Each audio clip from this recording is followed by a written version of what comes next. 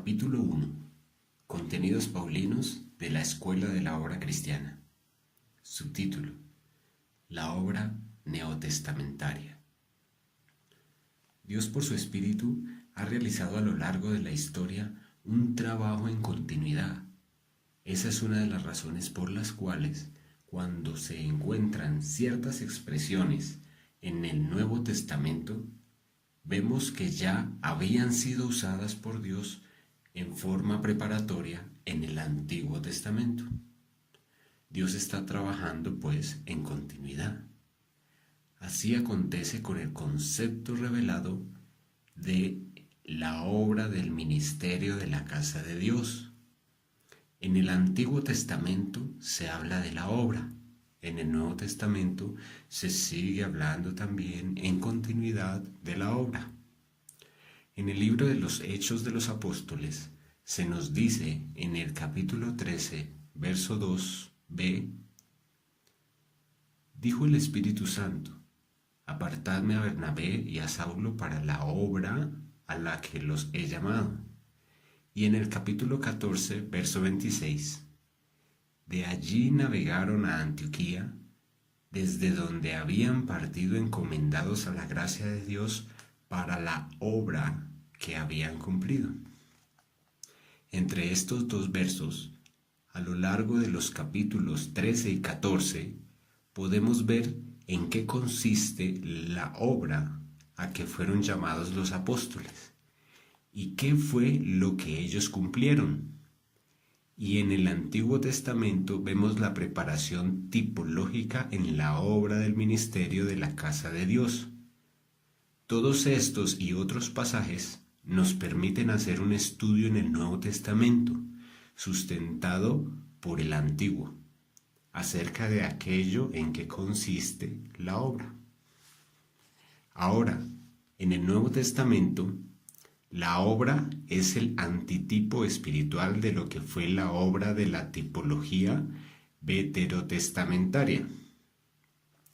La obra en el Nuevo Testamento es el cumplimiento en continuidad de lo que fue la obra en el tipo previsto. Lo que Bernabé y Saulo realizaron durante los capítulos 13 y 14 de Hechos es la obra del ministerio de la casa de Dios, la edificación del tabernáculo, del cuerpo de Cristo. Ellos salieron enviados por el Espíritu Santo y en comunión espiritual y práctica con el ministerio del cuerpo, y evangelizaron, discipularon, fundaron iglesias con los discípulos que habían evangelizado y edificado. Enseñaron a esas iglesias y las instruyeron, poniendo las cosas en orden. Establecieron presbiterios en las iglesias que ellos fundaron, e incluso, si era necesario, escuchar las acusaciones contra los ancianos por ellos establecidos. Lo hacían y ejercían disciplina en caso de ser necesario. Pero no solamente los capítulos 13 y 14 hablan de la obra. También en Filipenses 1:22 y en 1 Corintios 16:10, Pablo nos sigue hablando de la obra como algo que tuvo continuidad después de los mencionados capítulos de Hechos. El vivir en la carne resulta para mí en beneficio de la obra. Filipenses 1:22a. Y si llega Timoteo, mirad que esté con vosotros con tranquilidad, porque él hace la obra del Señor, así como yo. 1 Corintios 16:10. En el plano de la nueva creación se realiza en el Nuevo Testamento lo que en el Antiguo Testamento era tipología. Subtítulo: Encargo apostólico.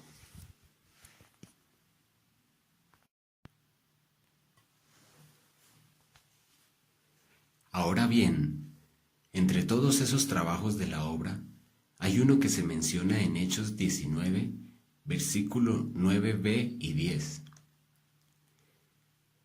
Y separó a los discípulos, discutiendo cada día en la escuela de uno llamado Tirano, Así continuó por espacio de 2 años, de manera que todos los que habían en Asia, judíos y griegos, oyeron la palabra del Señor Jesús. Entre todas las ocupaciones de la obra, una es, pues, enseñar el consejo de Dios, como lo hizo Pablo en la escuela. Pero, además, Pablo enseñaba lo mismo en todas partes. En 1 Corintios 4:17, Pablo dice: Por esto mismo os he enviado a Timoteo, que es mi hijo amado y fiel en el Señor, el cual os recordará mi proceder en Cristo, de la manera que enseño en todas partes y en todas las iglesias. La obra, pues, de Pablo es continuada en todas partes y todas las iglesias. Puede notarse que Pablo no solo daba mensajitos sueltos aquí y allá, los cuales también tienen su lugar, sino que en todas partes enseñaba con coherencia el consejo de Dios. La administración de la palabra, cual logos, el querigma y la didaqué, es trabajo de los apóstoles. Así como los profetas administraban la palabra rema, lo cual también pueden hacer los apóstoles. El rema es para la ocasión coyuntural, pero además de eso, es necesario tratar de todo el depósito de Dios. Toda variedad de mensajes sueltos tienen lugar y corresponden al servicio de los profetas. Los profetas tienen el rema de Dios para la ocasión, pero debe además administrarse a las iglesias todo el consejo de Dios con coherencia. Por eso Pablo le escribía a Timoteo: lo que has oído de mí ante muchos testigos, esto encarga a hombres fieles que sean idóneos para enseñar también a otros. Segunda de Timoteo 2:2. En este caso, a algunos podría parecerles que Pablo no lucía tan carismático. Pablo no le está diciendo a Timoteo aquí que se quede tranquilo, esperando a ver si en el Espíritu recibe algún rema para compartir, aunque Pablo sabía que eso también sería de esa manera. Pablo más bien da a entender aquí que las verdades claramente ya reveladas por Dios deben ser proclamadas y enseñadas, y que debe proveerse para su circulación. Así Pablo enseñaba en todas partes y en todas las iglesias, y también dice a Timoteo: esto encarga. Los hombres fieles debían ser idóneos para enseñar también a otros. El contenido de la enseñanza apostólica debía ser encargado a un grupo de hombres que la transmitieran con fidelidad. Aquellos hombres debían ser preparados para que la enseñanza tuviera continuidad. La misma enseñanza apostólica, la misma fe una vez dada a los santos por el colegio apostólico, es la enseñanza apostólica que constituye el contenido inmutable del encargo. Algunos, pues, deben recibir ese encargo apostólico y velar que permanentemente, en una forma didáctica, sea transmitido sin perjuicio alguno, por otra parte, de la espontaneidad espiritual del rema profético. La Biblia enseña que hay diversidad de ministerios. Aunque el Señor es el mismo, hay diversidad de dones, pero el Espíritu es el mismo. Hay diversidad de operaciones, pero Dios, que hace todas las cosas en todos, es el mismo, pues multiforme es su gracia y multiforme su sabiduría. Nosotros no debemos encasillar al Señor en nuestra estrechez ni en una sola forma. A veces pretendemos encasillarlo diciendo que solamente nuestra forma es la correcta, pero que aquella otra forma no. Pero cuando miramos atentamente en el Nuevo Testamento, vemos su diversidad de operaciones. Debemos dejar de ser estrechos y forzadamente uniformes en lo periférico. Y debemos acoger todas las formas de su operatividad diversificada. No siempre vemos en el Nuevo Testamento que todos practicaban siempre todo en una sola forma en lo relativo a lo coyuntural. No se trata, sin embargo, aquí de la fe inmutable. En la obra del Señor, no obstante, se ve la multioperacionalidad de Dios, pero al mismo tiempo se ve la perennidad de los principios de fondo. Respecto, pues, de la continuidad de la palabra apostólica, tenemos también que se nos dice en el libro de los Hechos 28:30, y Pablo permaneció 2 años enteros en una casa alquilada, y recibía a todos los que a él venían, predicando el reino de Dios y enseñando acerca del Señor Jesucristo abiertamente y sin impedimento. Aquí vemos el querigma del reino y la didaqué cristiana. El querigma es la proclamación y predicación apostólica de tipo profético. La didaqué es la enseñanza didáctica, coherente y ordenada, predicando pues y enseñando acerca del Señor Jesucristo. El tema central del querigma y de la didaqué apostólica es el Señor Jesucristo, como está escrito en Hechos 5:42. Y todos los días en el templo y por las casas no cesaban de enseñar y predicar a Jesucristo. Claro está que también otros temas colaterales que acompañan el central, pero es el central que le da su sentido a los demás. El tema central es el Señor Jesucristo. Subtítulo: La escuela de la obra. Teniendo pues en cuenta lo precedente, retornaremos al capítulo 19 de Hechos, donde en este contexto debemos retomar el concepto de escuela. La escuela de la obra realizada por Pablo en Éfeso es una modalidad operacional escogida según la providencia y la conveniencia que siempre están de acuerdo en los arreglos de Dios. También nosotros podemos escoger en el permiso de Dios la modalidad operacional de tipo escuela para procurar considerar de la manera más posible. Sigamos pues de cerca ciertos indicios del capítulo 19 de Hechos para observar qué pistas nos da Lucas en este segundo tratado acerca de los contenidos paulinos de su querigma y didaqué, y especialmente en el contexto de la escuela que Tirano cedió a Pablo en la obra. Desde los versículos 1 al 7 se nos describe lo que podríamos llamar el comienzo de la iglesia en Éfeso. Eran por todo unos 12 hombres. Pablo entró por 3 meses en la sinagoga.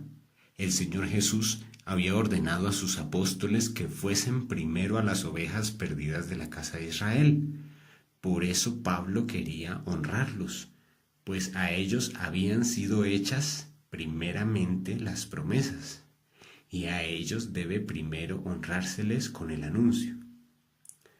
Dios se había comprometido con el pueblo de Israel, y por eso ellos van primero. Por eso la mujer sirofenicia debía comprender que no estaba bien tomar el pan de los hijos para dárselo a los perrillos. Dios pensaba hacer su obra con todos, pero debía comenzar por quienes había escogido. Si está el presidente presente, no podemos deshonrarlo dejándolo de lado para ir a saludar primero al guardaespaldas o al sirviente. No se puede deshonrar al general honrando primero al soldado. Una nota diplomática debe llegar primero a la Cancillería antes que a los medios de comunicación.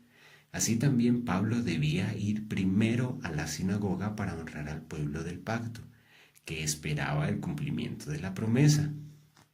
Ya habría tiempo después para los demás menesteres. Debemos pues guardar el orden de Dios. Él había estado haciendo un trabajo con Israel y le había hecho promesas, y por tanto consideró correcto llegar primero a ese pueblo para honrar su palabra.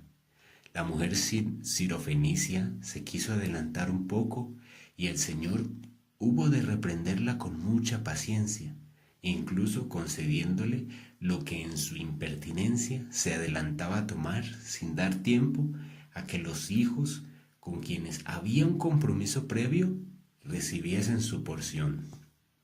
Ahora bien, una vez que los hijos estuviesen saciados, o si Israel desechaba la visitación, entonces sí sería el tiempo de volverse a los gentiles. Gracias a Dios que cuando Jesús explicó a la sirofenicia que no estaba bien quitar el pan de la boca de los hijos para tirarlo a los perrillos, ella acató el orden de Dios. Y puesto que también es verdad que de la mesa de los hijos caen migajas a tierra, el Señor le abrió un paréntesis, pero sin ser desleal a su pueblo Israel. Pero también preparó el Señor con fidelidad a Israel respecto de los demás. También tengo otras ovejas que no son de este redil. Aquellas también debo traer y oirán mi voz, y habrá un rebaño y un pastor. Dios había preparado mediante su palabra a Israel para el momento de los gentiles. Israel era quien tenía primero las promesas. De ellos habían sido los profetas. Por eso también Pablo fue primero a ellos, pero también les dijo: a vosotros a la verdad era necesario que se os hablase primero la palabra de Dios, mas puesto que la desecháis y no os juzgáis dignos de la vida eterna, he aquí nos volvemos a los gentiles. Pero Dios fue leal, el Señor Jesús fue leal, y el apóstol Pablo lo hizo así también por el Espíritu Santo. Así que Pablo en Éfeso habló con denuedo en la sinagoga por espacio de 3 meses. Por 3 meses Pablo estuvo cumpliendo la cortesía debida a su pueblo escogido.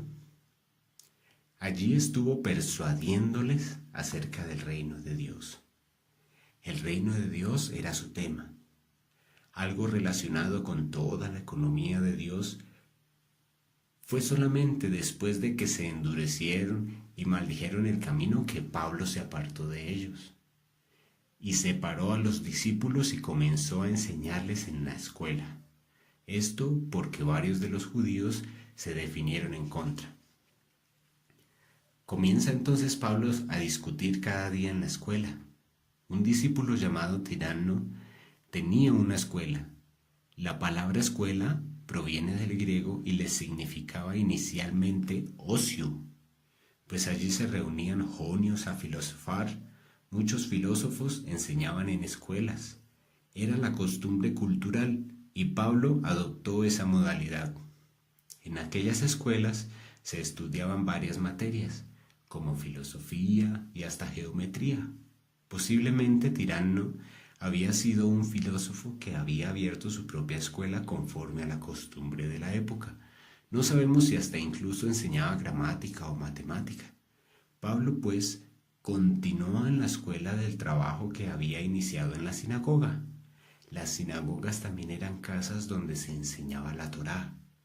Al llegar Pablo a la escuela de Tiranno, se cambió obviamente el pensum. Ahora debían considerarse otras importantísimas cosas, y justamente esas cosas son las que nos interesan especialmente en nuestro contexto. Debemos seguir atentamente, pues, los contenidos paulinos de la escuela. Ahora, no de Tiranno, sino de la obra que el Señor envió a hacer a Pablo. La escuela había sido de Tiranno, pero el Señor por Pablo se la tomó y llegó a ser entonces una escuela de la obra cristiana, como la de Orígenes en Cesarea, o Luciano en Antioquía, y Cirilo en Jerusalén, y Agustín en Hipona, y Calvino en Ginebra, y Wasmanni en el monte Kulim.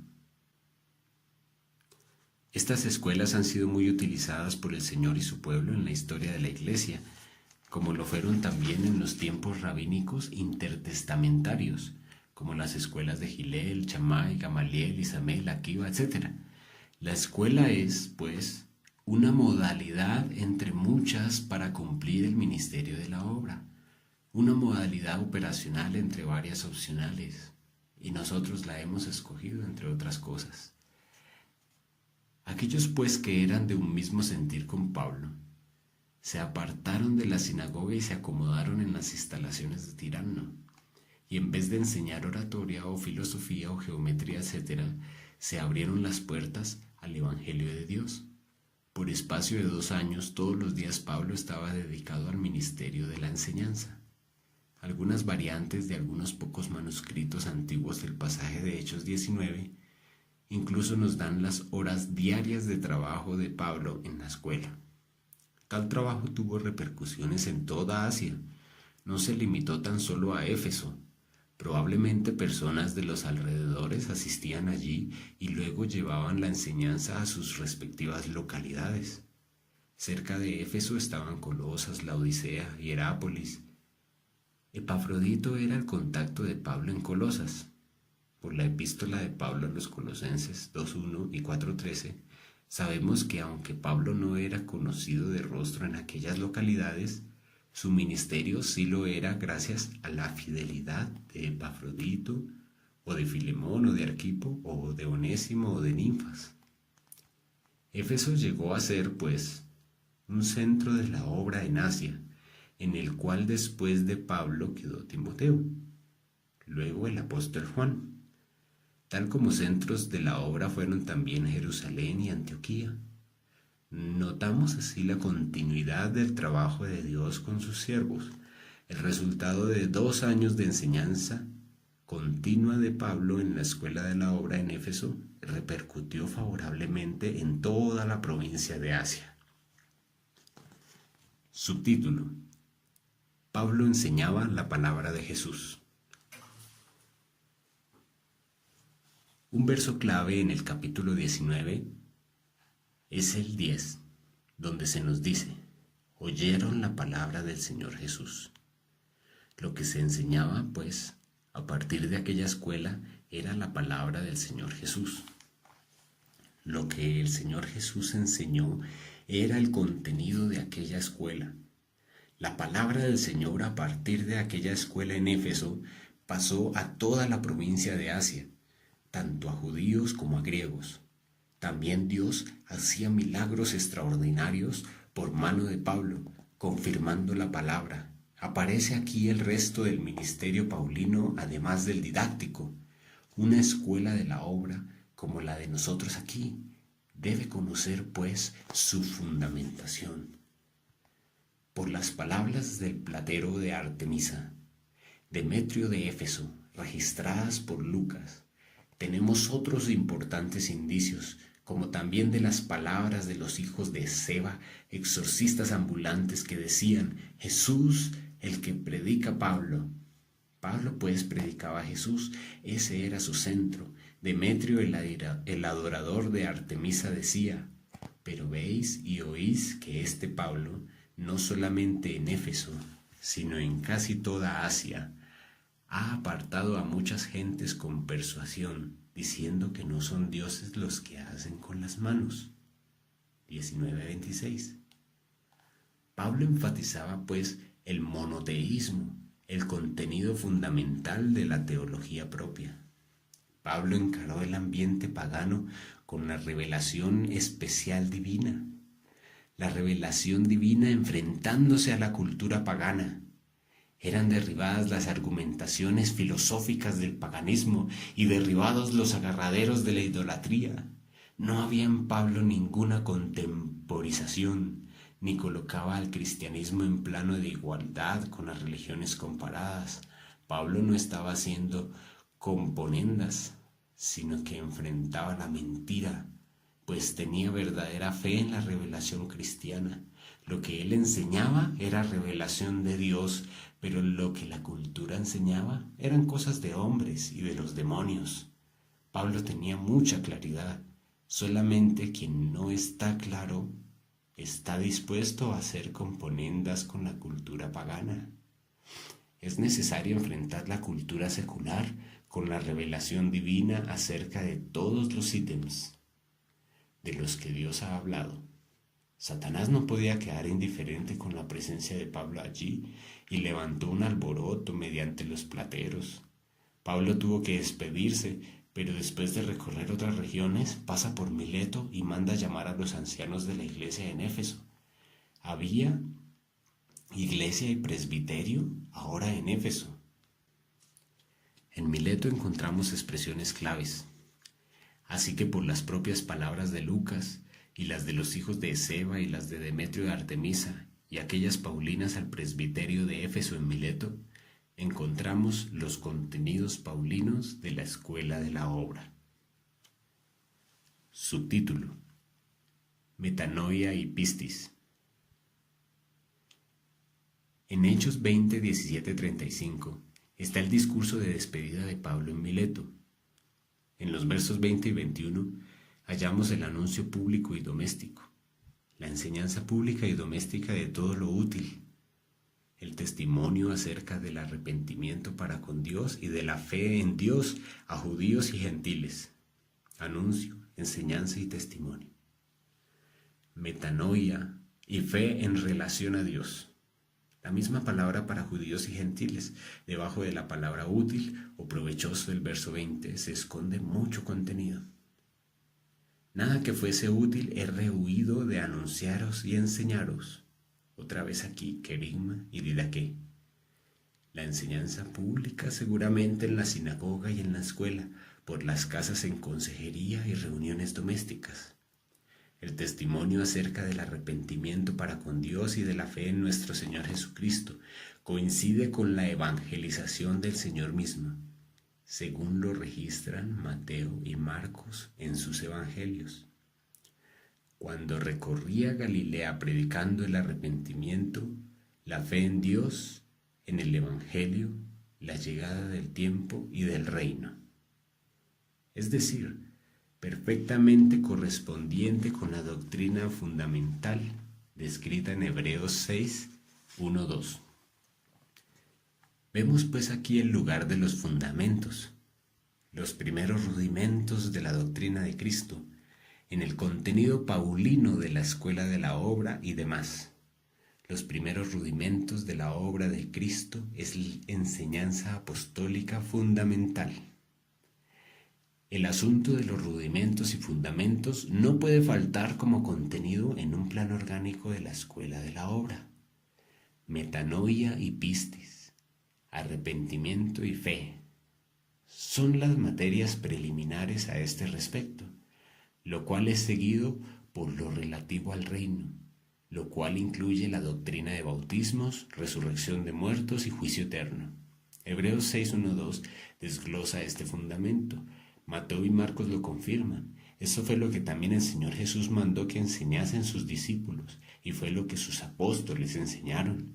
Después sigue Pablo diciéndoles en Mileto que él, ligado en espíritu, sube a Jerusalén y añade: con tal que acabe mi carrera con gozo y el ministerio que recibí del Señor Jesús para dar testimonio del Evangelio de la gracia de Dios, y ahora he aquí yo sé que ninguno de todos vosotros, entre quienes he pasado predicando el reino de Dios, verá más mi rostro. Por tanto yo os protesto en el día de hoy que estoy limpio de la sangre de todos, porque no he rehuido anunciaros todo el consejo de Dios. Hechos 20, 24b, 27. Vemos aquí en este corto pasaje algunos indicios claves de los contenidos paulinos de la escuela de la obra en Éfeso.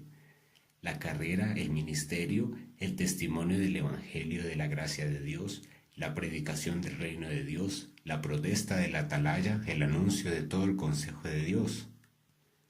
Alrededor del concepto de testimonio, por ejemplo, Pablo en esta despedida lo refiere inicialmente a 3 aspectos prioritarios y preliminares.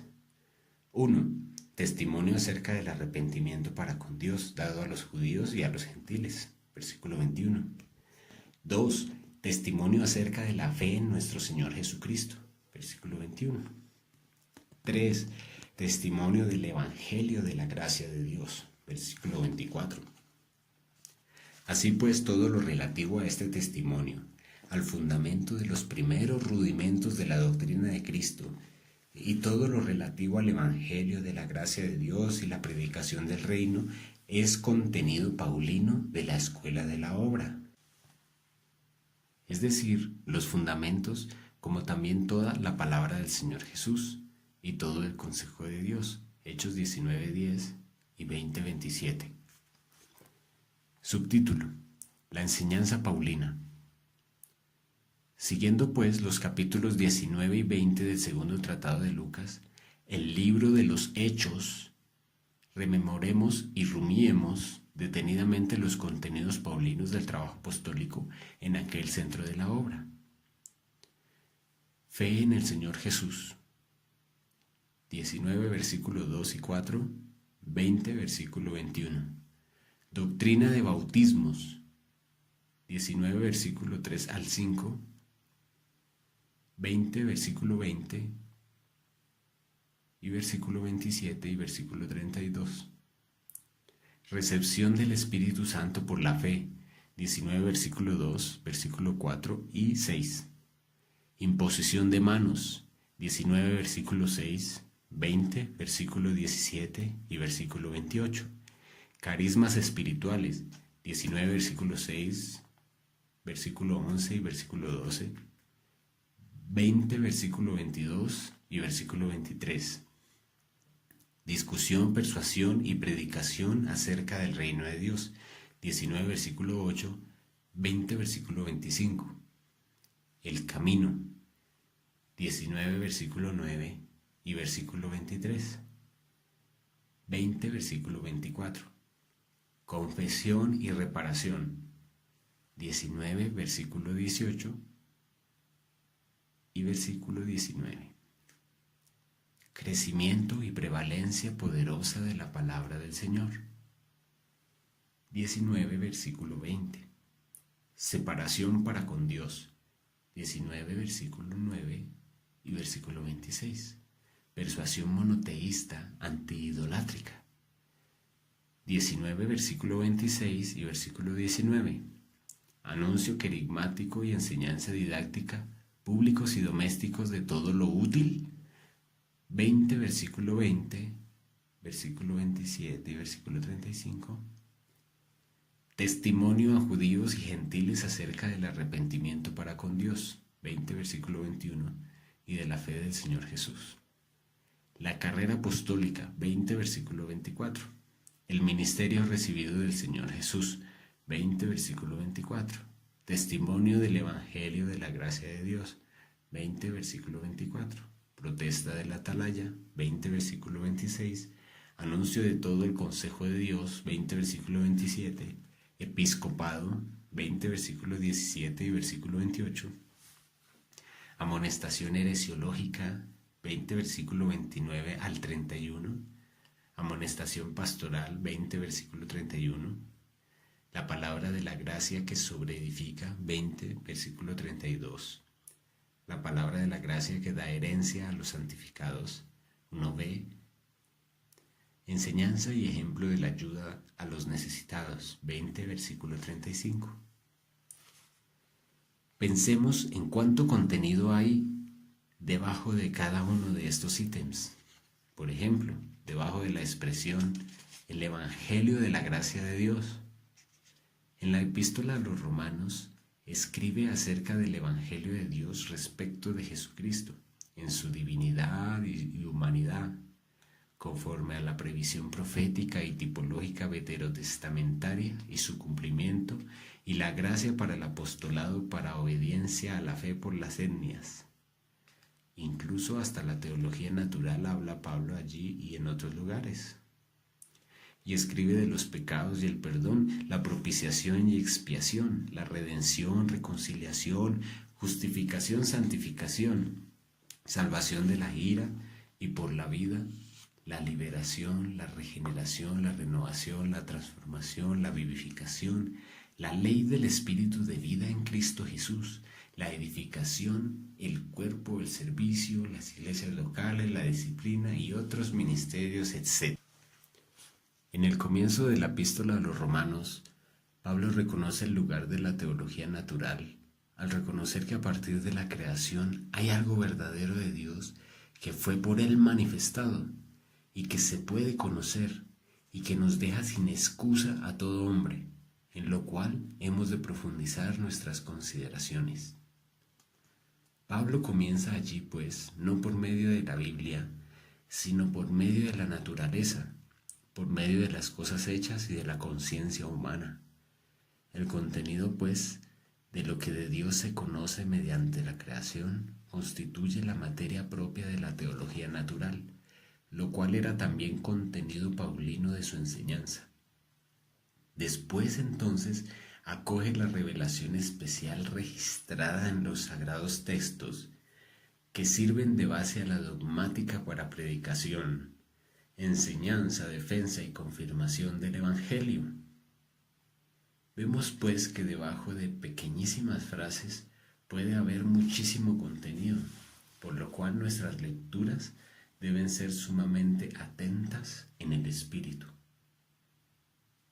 Y de la misma manera como la expresión el Evangelio de la Gracia es riquísima, igualmente acontece con la expresión el reino de Dios.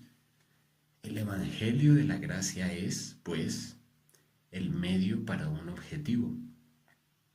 Es la provisión necesaria para un magnífico propósito. Por eso Pablo escribía a los Efesios de anunciar las inescrutables riquezas de Cristo y también de aclarar la dispensación o economía del misterio escondido en Dios desde tiempos eternos antes de los siglos. Las palabras con que Pablo rememora a los ancianos de la iglesia en Éfeso durante su despedida en Mileto, los contenidos de su enseñanza diaria por casi 3 años, son apenas un indicio que debía servir mnemotécnicamente a este presbiterio para recordar un amplísimo contenido profundo y rico de ministerio oral. Él apelaba con estos indicios a la memoria episcopal de la rica tradición que les dejaba. Tal contenido espiritual es el que nos interesa, la realidad vital detrás de tales claves. Gracias a Dios que en eso consiste precisamente el trabajo, uno de ellos del Espíritu Santo. Subtítulo: Todo el consejo de Dios. La protesta paulina ante el presbiterio episcopal de la iglesia en Éfeso, cuando dijo: Por tanto yo os protesto en el día de hoy, que estoy limpio de la sangre de todos, porque no he rehuido anunciaros de todo el consejo de Dios. Tal protesta tiene como trasfondo las palabras de Dios por el profeta Ezequiel. Si el atalaya viere venir la espada y no tocare la trompeta, y el pueblo no se apercibiere, y viniendo la espada hiriere de él a alguno, este fue tomado por causa de su pecado, pero demandaré su sangre de mano del atalaya. Ezequiel 33:6. Pablo, pues, por no haber rehuido anunciar todo el consejo de Dios, podía protestarles y decirles que estaba libre de la sangre de ellos. Pero, ¿qué será de nosotros si descuidamos todo ese consejo de Dios? Esta palabra consejo en el texto griego traducido es boulen, lo cual implica el querer, la voluntad, el propósito y el designio de Dios. De manera que todo el contenido de la divina teología es materia propia de la enseñanza y proclamación apostólica en la obra y su escuela. Lo que estaba en el corazón de Dios antes de la fundación del mundo es un contenido paulino revelado por Dios que debe ser suficientemente atendido. Precisamente en la carta a los Efesios, a esa iglesia en la que había trabajado como 3 años, les escribe acerca del beneplácito de Dios, de su presencia, elección y predestinación, del misterio de su voluntad, del designio de ésta y de su propósito eterno, de su plena bendición otorgada en Cristo antes de la fundación del mundo y de la preparación de antemano de las buenas obras, de su hechura en Cristo, Entonces escribe también de la dispensación, administración o economía de la gracia y del cumplimiento de los tiempos. La realización en Cristo y la Iglesia de las etapas del programa de Dios para ese propósito. Era pues también en el interés y la responsabilidad apostólica aclarar a todos cuál sea la economía del misterio escondido. Eso era parte de su ministerio didáctico, el Evangelio y la economía. El Evangelio respecto de todo lo que Dios hizo para redimir al hombre y capacitarlo de nuevo para alcanzar el eterno propósito divino. Y la economía para la edificación perenne de un cuerpo para la plenitud de Dios, para que sea contenida y expresada corporativamente en el hombre redimido y corporativo que es la Iglesia, habiendo tratado con todos sus enemigos. La redención es el medio divino para poner al hombre en sintonía con su propósito eterno.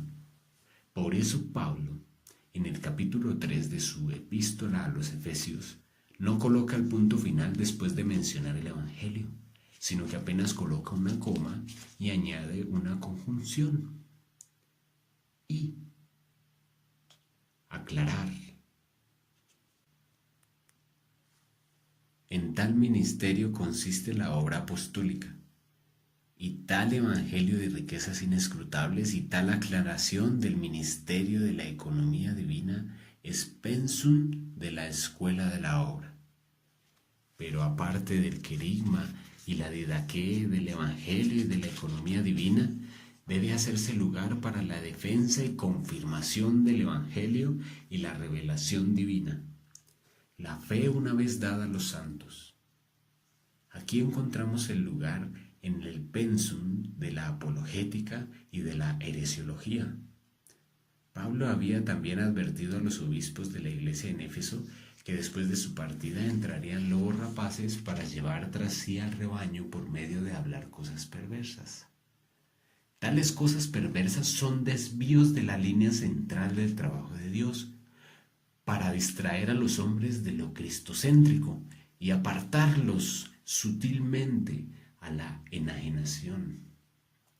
Pero Pablo estaba en guardia y amonestaba contra las distracciones y se centraba en la economía de Dios, en el reino de Dios, la palabra del Señor Jesús, el consejo de Dios en forma íntegra.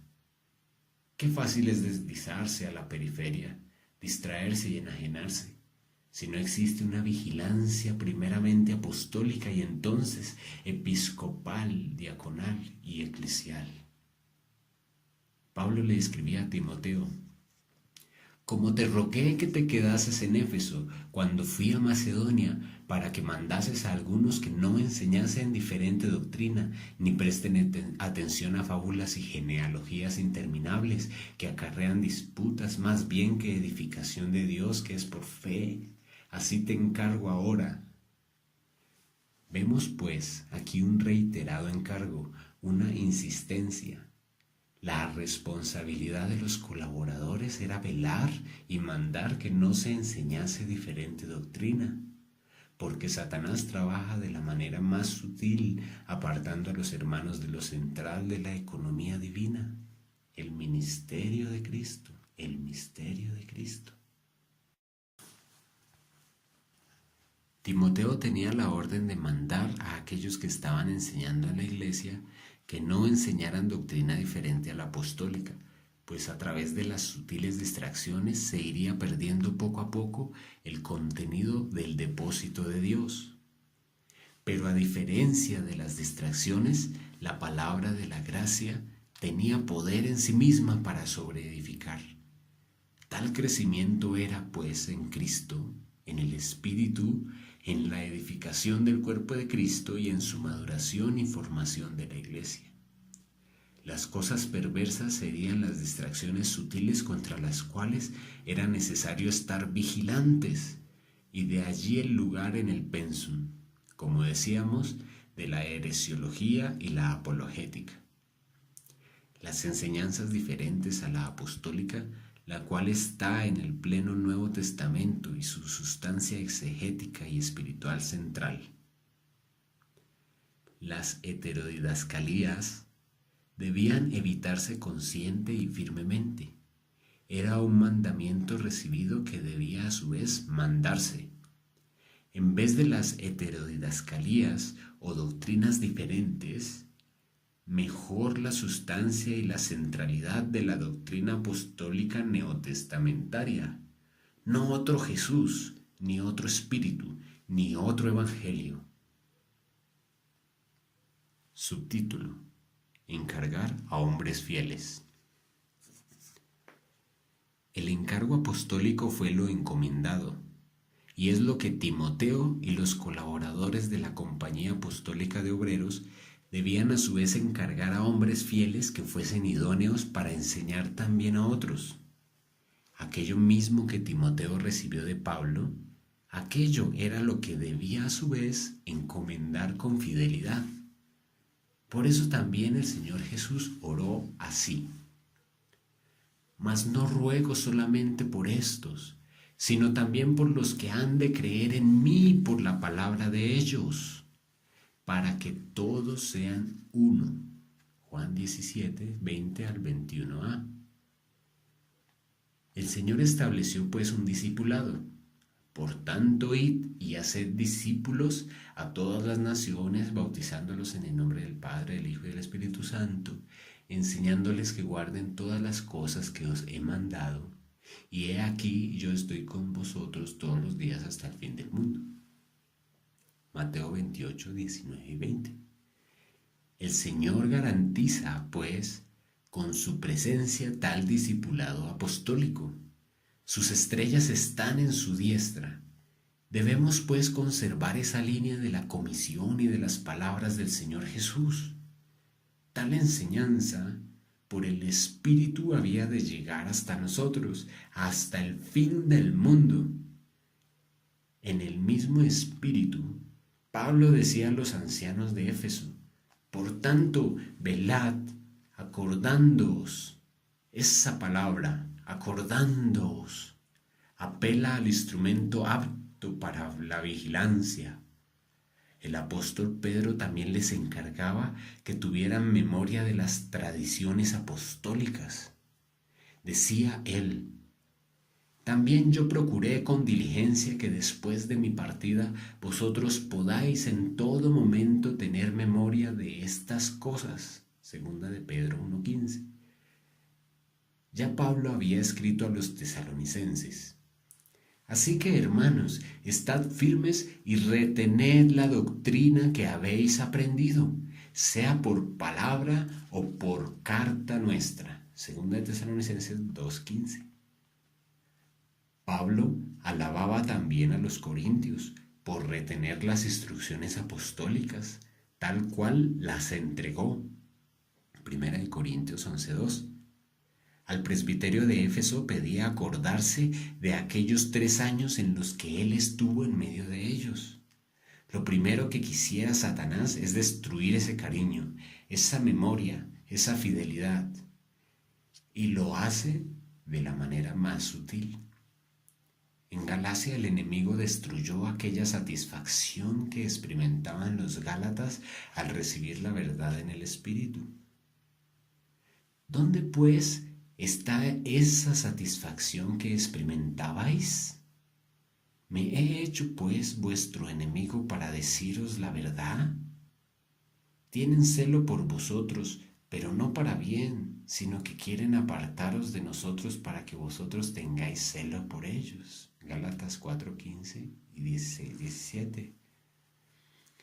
En Éfeso, el presbiterio y por ende la iglesia debían recordar el trabajo hecho en la escuela de la obra y vigilar. El Señor reprende a la iglesia en Sardis así: sé vigilante y afirma las otras cosas que están para morir, porque no he hallado tus obras perfectas delante de Dios. Acuérdate, pues, de lo que has recibido y oído, y guárdalo, y arrepiéntete, pues si no velas, vendré sobre ti como ladrón y no sabrás a qué hora vendré sobre ti. Apocalipsis 3, 2 y 3. Las enseñanzas apostólicas las tenemos en sus escritos, Pero, ¿dónde está la carta anterior a los Corintios escrita antes de que la llamáramos primera? Primera de Corintios 5, 9 y versículo 11. ¿Y dónde está la carta de Pablo a los laodicenses? Ver Colosenses 4 y 16. ¿Y dónde está la carta del apóstol Juan a la iglesia en la que moraban Gallo, Demetrio y Diótrefes? Ver tercera de Juan 9. Quizá el hecho de que Diótrefes quería tener el lugar entre ellos, el primero, y no recibía a los apóstoles, y a los que los recibían los expulsaba de la iglesia, influyó para que tal carta del apóstol Juan se perdiera. Gracias a Dios que la revelación está completa en la Biblia, la cual tenemos por providencia divina. La exégesis debe ocuparse con suma atención en los escritos apostólicos y la Iglesia debe atender además a los targúmenes o lecturas con sentido de tales escritos y a los comentarios explicativos, como se hizo en tiempos de Esdras y en tiempos de la lectura de los dogmas apostólicos acordados en Jerusalén y leídos y comentados en las iglesias gentiles por Silvano y Judas Barsabás. Ver Nehemías 8, 7 y versículo 8 y Hechos 15, 30 al 32. Su propio compartir Pablo lo llamaba la palabra de la gracia. Así resumía su enseñanza según el Espíritu, y confiaba que la fidelidad a ella podía sobreedificar y asegurar la herencia en los que, gracias a ella, se separaban para Dios. Pablo se iba, pero habían sido encomendados a una palabra que podía seguir edificándolos si ella, como palabra procedente de Cristo, moraba en abundancia entre ellos. Ellos no verían más a Pablo, pero la palabra se quedaría y continuaría edificándolos. Pablo los encomendó a Dios y a la palabra, no solo a la palabra sin Dios, ni tampoco a Dios aparte de la palabra. La palabra sin Dios no sería percibida, ni entendida, ni valorada, ni disfrutada, ni obedecida, ni respetada, ni guardada, ni preservada. Pero pretender atenerse a Dios desechando su propia palabra es una contradicción. Y Dios era el Verbo, escribe Juan. Muchos se entregan a sus propios subjetivismos, atribuyéndoselos a Dios porque desconocen su palabra por los apóstoles. La fe una sola vez dada a los santos, y así enseñada por los apóstoles en todas partes, por todas las iglesias. Ese contenido específico debe ser guardado y transmitido. Para eso existe la escuela de la obra.